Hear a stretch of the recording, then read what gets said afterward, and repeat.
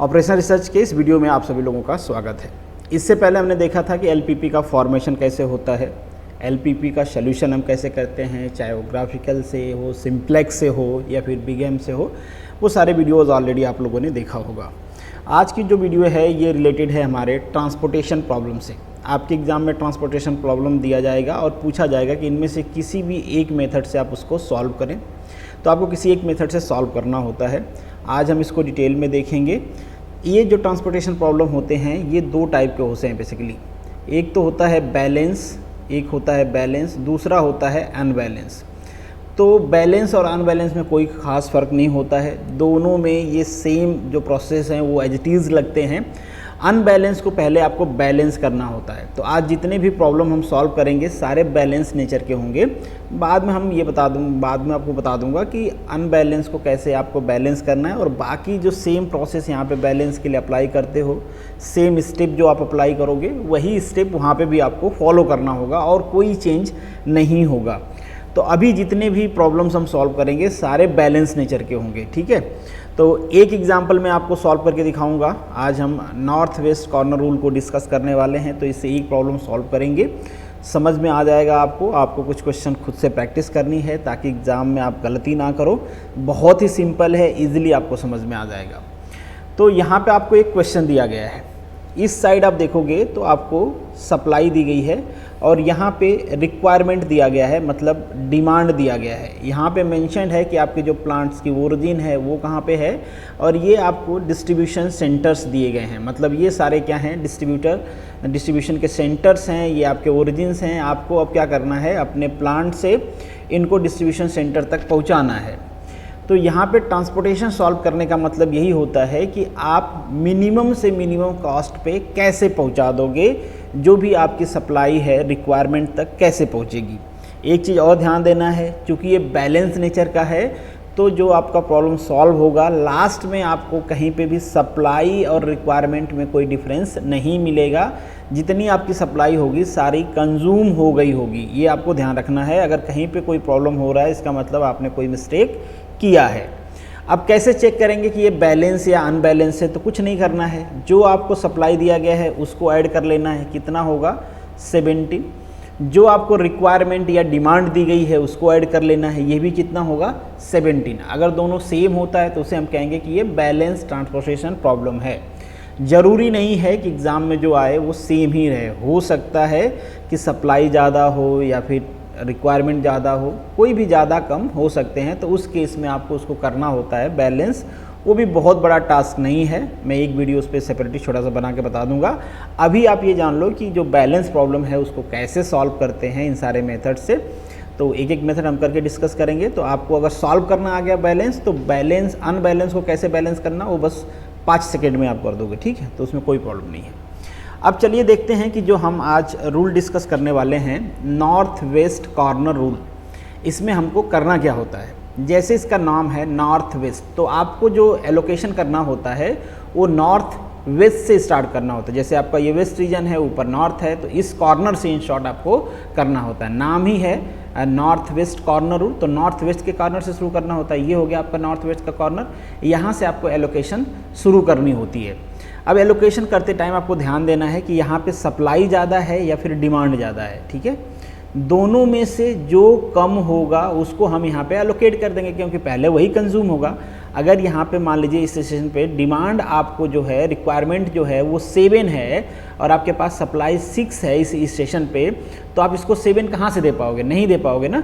तो जितना दे सकते हो पहले उतना ही दोगे। तो कितना दे सकते हो आप, 6 दे सकते हो। तो यहाँ पे हम एलोकेशन कर देंगे 6 का, इसको रोल कर देंगे ताकि एग्जामिनर को पता चले कि यहाँ पे एलोकेशन हुआ है, ठीक है।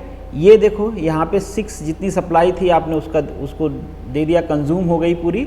और यहाँ पे कितना बचा, अभी रिक्वायरमेंट बचा हुआ है ना, तो यहाँ पे रिक्वायरमेंट बचा 1। अब ये पूरा जो रो है ये कंज्यूम हो गया, तो इसको हम कर देंगे अपने तरफ से कट के। अब इसको आगे के प्रोसेस में हमको कंसीडर नहीं करना है। जो भी सप्लाई या फिर डिमांड जो भी कंज्यूम होते जाएगा उस रो या कॉलम को, रिस्पेक्टिव रो या कॉलम को आपको कर देना है कट, क्योंकि वहाँ पे कुछ बचा नहीं अब देने के लिए। चलिए नेक्स्ट कॉर्नर में जो एलिमेंट है वो कौन सा है, आपका 1 है।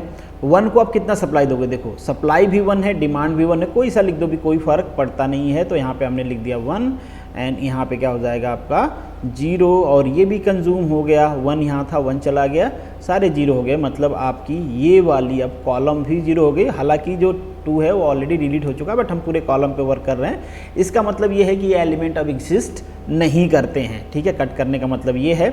यहाँ पे भी ये वाला कंज्यूम हो गया है, तो ये पूरा हो गया आपका 0, अब कुछ भी इधर नहीं बचा हुआ है। चलिए अब आप कॉर्नर में फिर से, तो अब कॉर्नर में तो बस यही रो बची हुई है सारी। तो अब इसी कॉर्नर से, चूँकि आपको वेस्ट कॉर्नर से मूव करना है, नॉर्थ वेस्ट कॉर्नर से, तो यहाँ से मूव करते जाइए। इसको एलोकेशन कितना देंगे आप, 5 देंगे या 10? देखो यहाँ पे सप्लाई 10 है और इसको चाहिए कितना 5, तो एक्स्ट्रा क्यों दोगे भाई, 5 चाहिए तो 5 ही चाहिए ना इसको, तो यहाँ पे 5 दे दिए।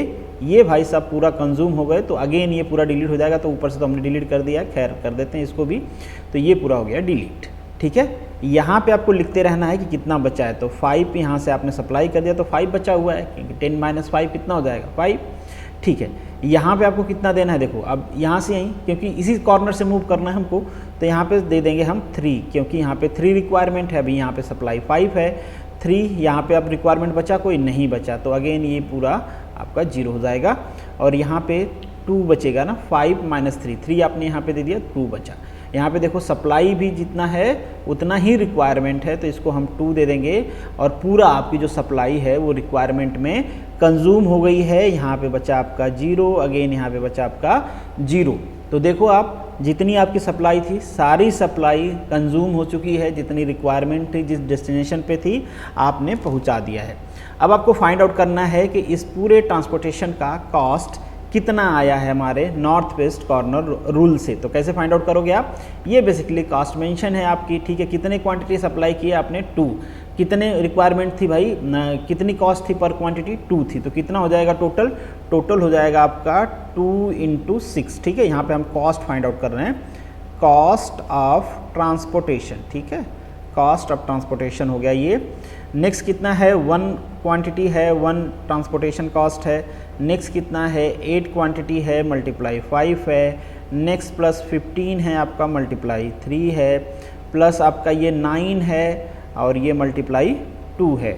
इन सब को जब आप ऐड करोगे तो ये इक्वल हो जाएंगे 116 के। तो कितना खर्चा हुआ है आपका, 116 रुपीज़, या जो भी दिया हो आगे, समटाइम मल्टीप्लायर भी दिया रहता है कि यहाँ पे जो कॉस्ट लिखी गई है वो उसके 100 टाइम से, तो जितना भी 2 टाइम है, 3 टाइम है, 5 टाइम है, वाट एवर दैट, जो कॉस्ट दिया रहेगा simply you have to multiply that. अगर कुछ नहीं दिया गया है तो सिंपली आपकी जो कॉस्ट आ जाएगी ट्रांसपोर्टेशन की वो 116 रुपीज़ दिया रहेगा तो रुपीज़ आ जाएगी, लाख दिया रहेगा तो लाख्स आ जाएगी, करोड़ दिया रहेगा तो करोड़ आ जाएगी, 1000 दिया रहेगा तो 1000 आ जाएगी।